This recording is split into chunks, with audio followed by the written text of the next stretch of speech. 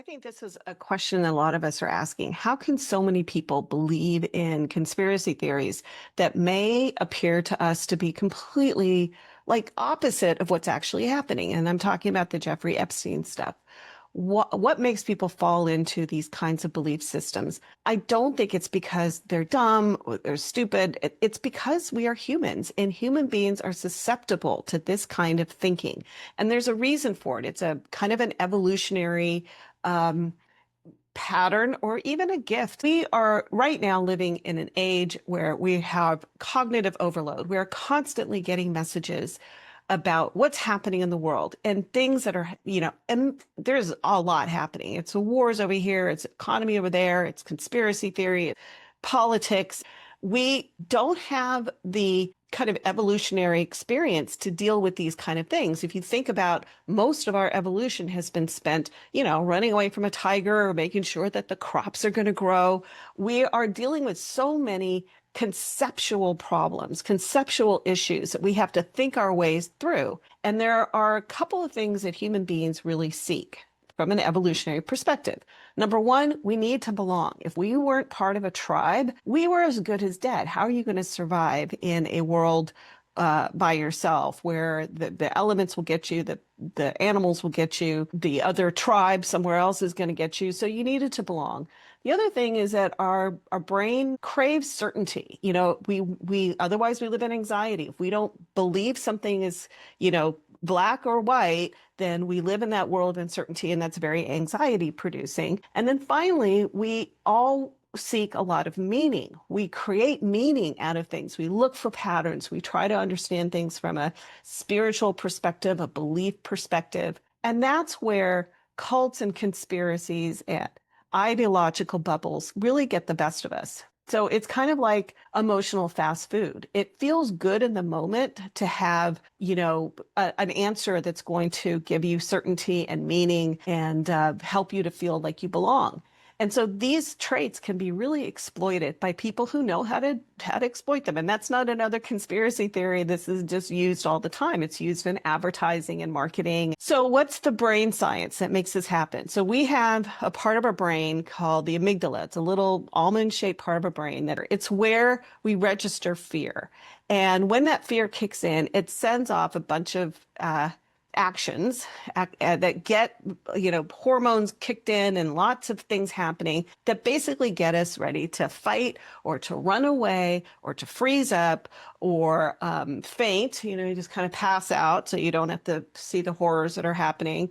Fawn is another fear response. It's where you try to appease whoever it is that is attacking you so that they don't harm you. But a side effect of that is that while your body is going through all of this, your brain is shutting down. And why? Because you don't need to be like doing a bunch of calculations and thinking about what you're going to make for dinner tomorrow while you're faced with the fear. So that leaves open, that kind of fear shutdown leaves open for a lot of things to come in. And then we get the social survival part. We want to belong, right? So we will often choose belonging over the actual truth because it's more important to be part of the tribe, even though we may not 100% agree with everything, but at least we belong. They haven't ostracized us. So we will go along and we will often buy that group's truth, whether we 100% believe in it or not. And then the other thing is that the conspiracy theories give us very simple villains. There's Jeffrey Epstein and the Democrats, and they're just such bad people, and they do terrible things to children.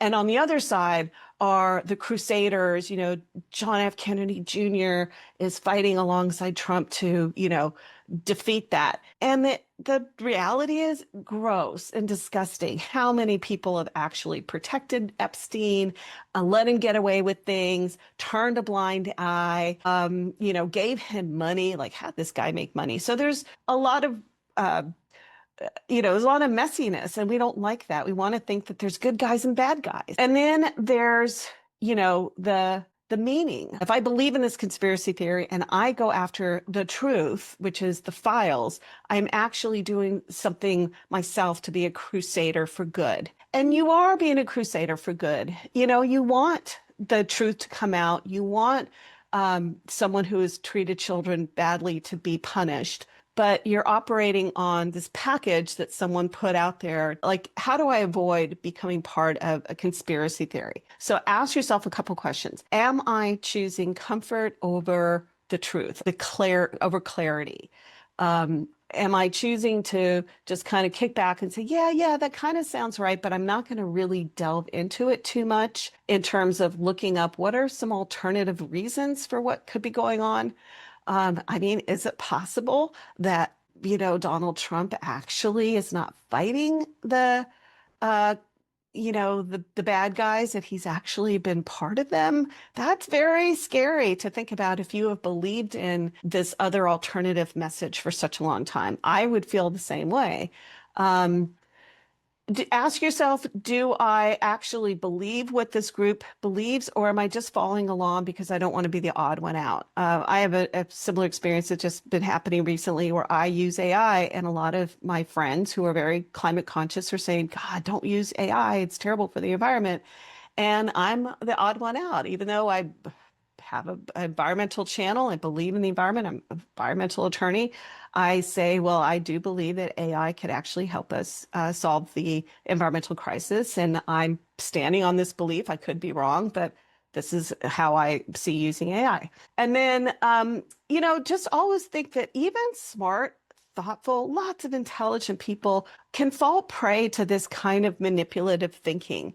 The key is to notice whether you are actually craving belonging, a simple answer, and you're trying to find meaning, and that those three things are being manipulated in order to get you to buy stuff or to go against a political perspective. How is that being used against you? And, again, you got to think about how these kinds of tools are being used all the time in advertising to buy this thing and you will have the solution. If you don't buy this thing, you'll be messed up in some way or other. You won't be as pretty. You won't have the solution to lose weight. You won't be, whatever it is that they're trying to sell. You won't be the smart shopper if you don't buy this. And then finally, meaning that if you don't buy this, boy, that's terrible. You're going to live a terrible life while everybody else is going to be having a happy life. We are subject to this kind of manipulation all the time. So if you're resilient, this is what bounce back generation